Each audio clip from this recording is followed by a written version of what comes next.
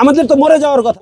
এইবার যদি আমরা এখানে মরি, শুধু আমরা একা মরবো না, যারা আছে তাদেরকে সাথে নিয়ে আমরা মরবো। যতক্ষণ পর্যন্ত আমাদের পদ সুনিশ্চিত করতে না পারবো, আমরা ঘরে ফিরে যাব না। আমাদের যে যৌক্তিক অধিকার সেটা আপনারা ফিরিয়ে দেন, আমাদের পরিচয় দেন। বঞ্চিতের পরিচয় দিতে হবে, দিয়ে দাও।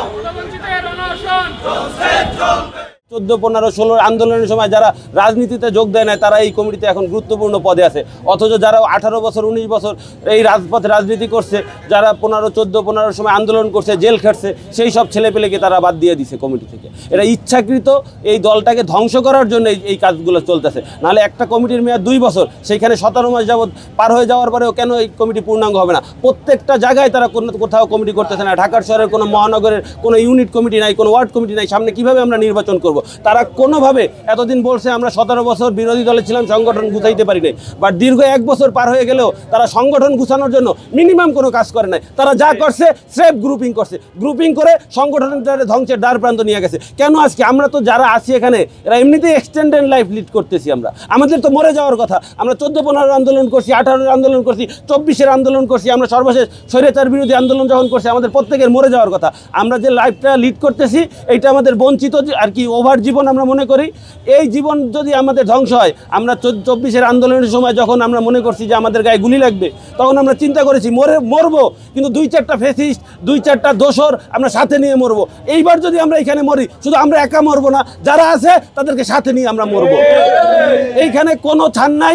এইখানে যারা আছে প্রায় 50 জন আমরা এখানে লাগাতার 2 দিন ব্যাপী অনশন করতেছি। এদের প্রত্যেকটা ছেলেকে পদায়ন করতে হবে। একটা ছেলে যদি বাদ যায়, তাহলে কোনোভাবে তাদেরকে ছাড় দেওয়া হবে না।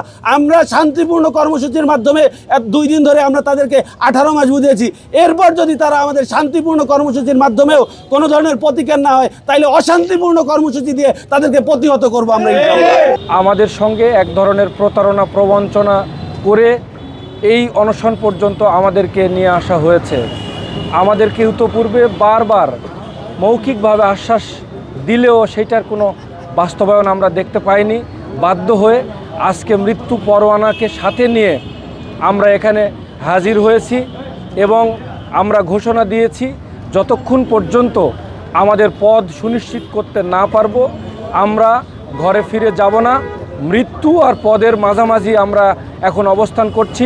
হয় মৃত্যু অথবা পদ, এই দুইটার মধ্যে যে কোনো একটা ঘটবে ইনশাআল্লাহ। এই আজকের যে অনশন কর্মসূচি অথবা কাফন মিছিল, এটা করতে চাইনি। আমরা মনে করি এই ধরনের কর্মসূচির মাধ্যমে দলের কিছুটা হলেও ভাবমূর্তি নষ্ট হয়, কিন্তু আমাদের আসলে গত্যন্তর ছিল না। আমরা বারবার এই বর্তমান কমিটিকে বলেছি যে আমাদের যে যৌক্তিক অধিকার সেটা আপনারা ফিরিয়ে দেন, আমাদের পরিচয় দেন। কিন্তু ওনারা দীর্ঘ দিন ধরে গড়িমসি করে আমাদেরকে এই পর্যায়ের এরকম একটা কর্মসূচি দিতে বাধ্য করেছেন। বর্তমান জাতীয়তাবাদী ছাত্রদলের যে গতি এবং বাংলাদেশ জাতীয়তাবাদী ছাত্রদল, আপনি জানেন, সবসময় প্রকাশ্যে রাজনীতিতে বিশ্বাসী। এরা কখনো কারো দ্বারস্থ হয়ে নিজেকে লুকিয়ে রাখার রাজনীতি করে না। সেহেতু সবাই জানে যে এই আদর্শবাদের রাজনীতির সাথে যদি নবীনরা যারা বর্তমানে রাজনীতিতে আসবে, এরা যদি ইনক্লুড হয়, তাহলে সেটা দেখেও মানুষ আরও অনুপ্রাণিত হয়। আমি আপনাকে এতটুকু আশ্বাস করতে চাই, আমাদের দেশনায়ক তারেক রহমান, যিনি আমাদেরকে সব সময় দেখেছেন যে বেগম জিয়ার প্রত্যেকটা হাজিরায় এবং যত ক্লান্তি লগ্নে যত কঠিন কঠিন প্রোগ্রাম হয়েছে, আমরা সবসময় সম্মুখে ছিলাম, সম্মুখে আছি এবং ভবিষ্যতে যখন প্রয়োজন হবে আমরা আমাদের সহযোদ্ধাদেরকে নিয়ে অবশ্যই সম্মুখ সারিতে থাকবো। দেশনায়ক তারেক রহমান এবং আমাদের যারা বিএনপির হাইকমান্ড আছে, এদেরকে আমি মেসেজটা ক্লিয়ার করতে চাই, পরিষ্কার করতে চাই। সেটা হচ্ছে, আপনারা আমাদেরকে সুবিবেচনায় রেখে বর্তমান যে আংশিক পূর্ণাঙ্গ 260 সদস্যের কমিটি রাকিব নাসির পরিষদ রয়েছে, এখানে আমাদেরকে ইনক্লুড করে এই পূর্ণাঙ্গ কমিটিতে আমাদের পদায়ন করে আমাদের পদ নিশ্চিত করে আমাদেরকে আপনারা আপনাদের দলে অন্তর্ভুক্ত করেন, যেটা দেখে আরও মানুষেরা, অন্যান্য দলের মানুষেরা এবং আমাদের দলে যারা আছে, এরা যেন অনুপ্রাণিত হয়ে এই দলের প্রতি আরও বেশি ডেডিকেশন দিয়ে কাজ করতে আসে।